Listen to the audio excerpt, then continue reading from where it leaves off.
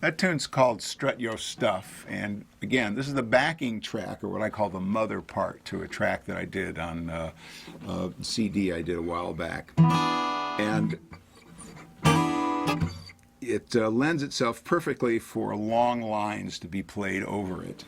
And I'm starting with an E7. It's like, think of a D7 shape, but played with the second, third, and fourth fingers, move it up here, and then add an E here with your first finger, and I'm just taking that shape and sliding into it. So again, we're doing those Telecaster chick moves, and then a little line, or sometimes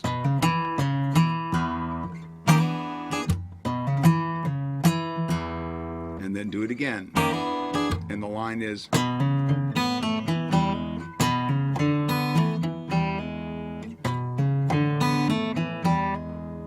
then again. Then this time the line will be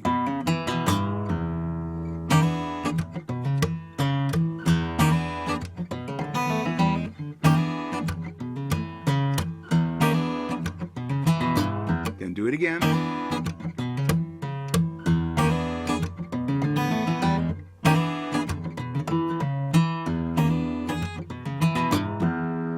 And then it's going to go to an A7 chord, but it's not this A7th or this A7, it's this one. It's actually an A9 to be exact, but I've got, instead of the open A, I'm playing the A here on the 6th string, and then a C sharp on the 5th string, and an E on the 4th string, and then everything else is open, so I can arpeggiate.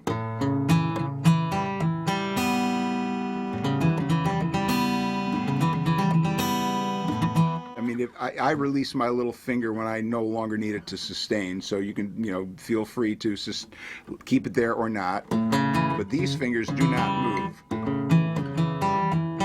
until I hit the B, and then it's.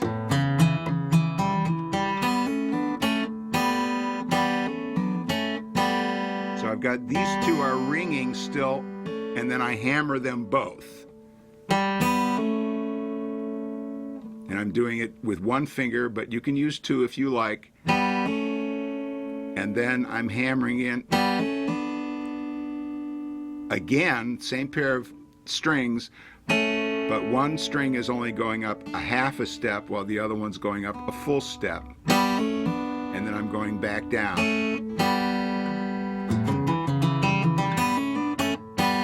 And I'm using 3 fingers for the arpeggio, my thumb and 2 fingers.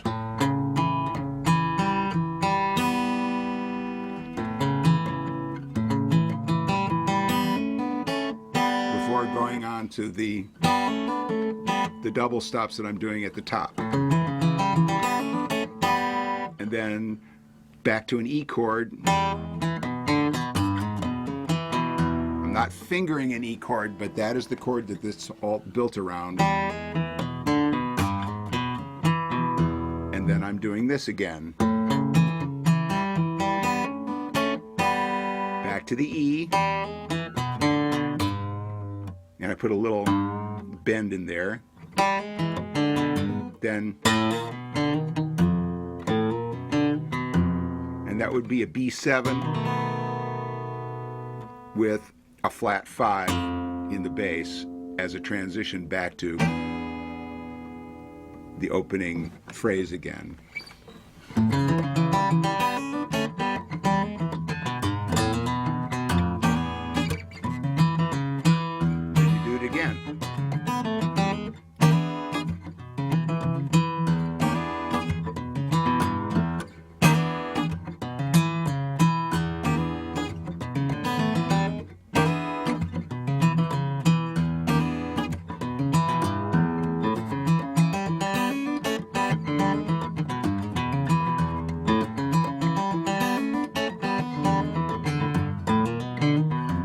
And you're going to go into this chord again, the E7, but you're not going to do the original figure. You're going to go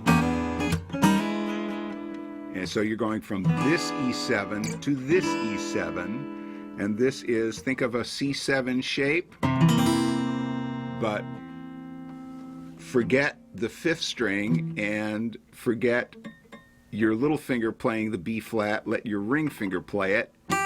Get the G up top, so you have this voicing. Now move it up here. Now you have an A. I mean, sorry, not an A. Now you have an E.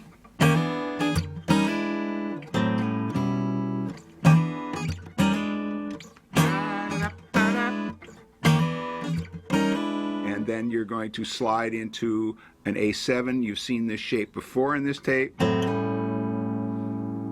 And all you need are these 2 notes to be fretted against the open A. And then you'll get this E up top.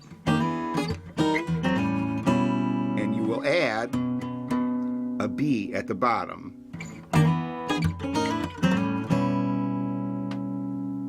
Then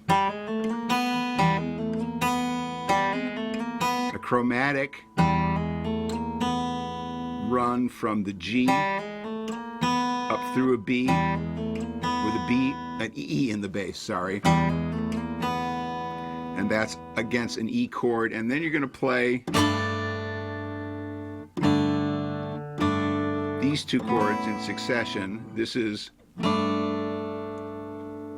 a G, I would call it an add 2 maybe, and an A add 2. So instead of, those are your roots, but you've got your top voice is going to be the D with this A in the middle, and then in essence you're raising it up, but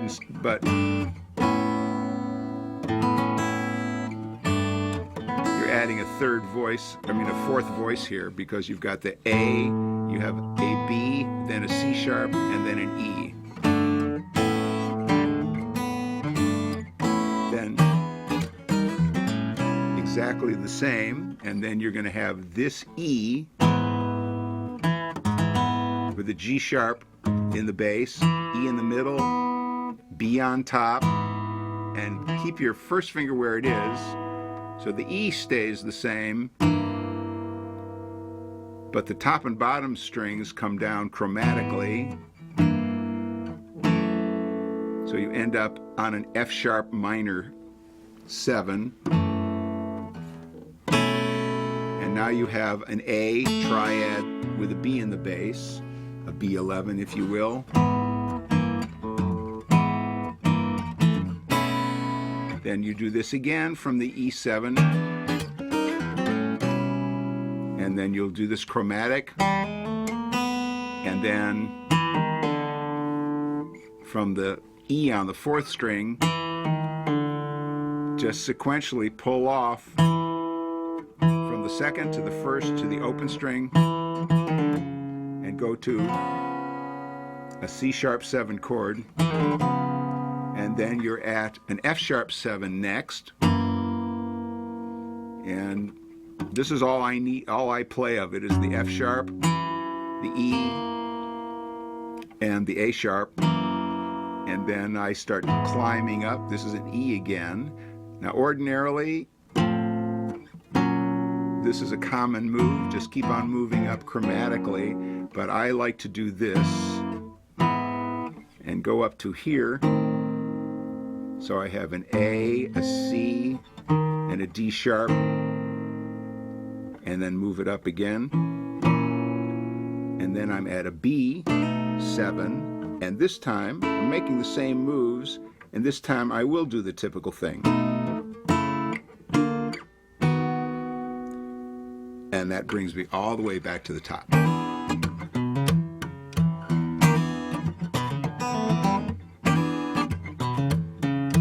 And with these little bass figures, depending upon just how I feel, I will play it with my thumb and sort of like beat it, like bass player style, or I'll just pinch them, or play play them more conventionally, just alternating between my thumb and my index finger. It just depends on the sound that I want at the time. There's no right or wrong here.